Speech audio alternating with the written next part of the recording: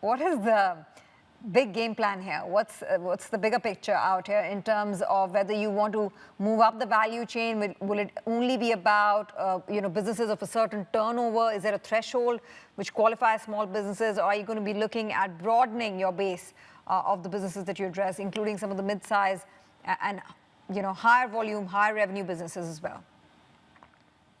Yeah, so over the last few years, there's a pattern which is every few months, or I would say every few quarters, we've been adding more and more categories on the platform, because our vision in the long term is to become a single destination for consumers to come and buy everything they want, right? From all kinds of small businesses.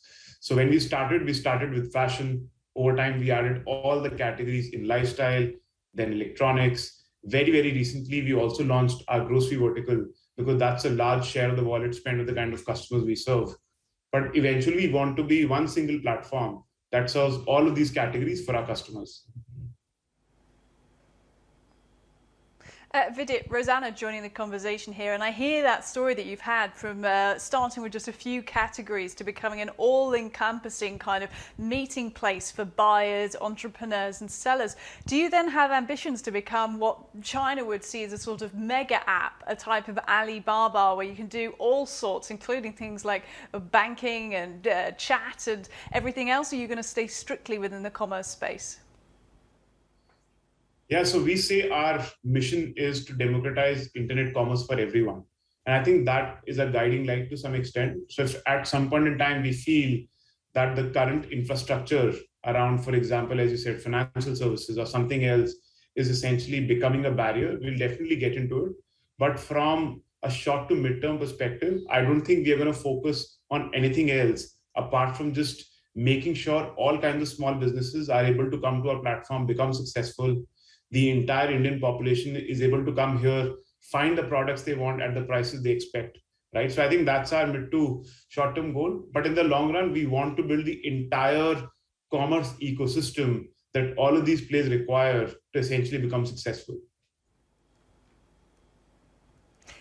And talk to us a little bit about some of the challenges or the risks involved in managing such a huge ecosystem as you already do, and you have ambitions to grow it even larger. What about things like people not paying on time, or faulty or illegal goods?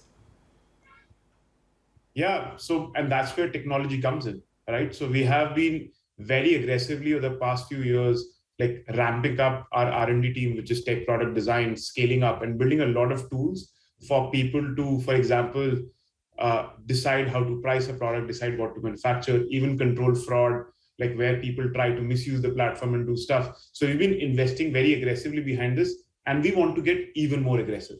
So our plan is for the next 18 months, we want to 3x our R&D team, which is significant investment, but we are doing it because for all the things you are saying, we already have a lot of data on the platform, right? Because the kind of scale we have today, we have massive amounts of data for everyone in the ecosystem.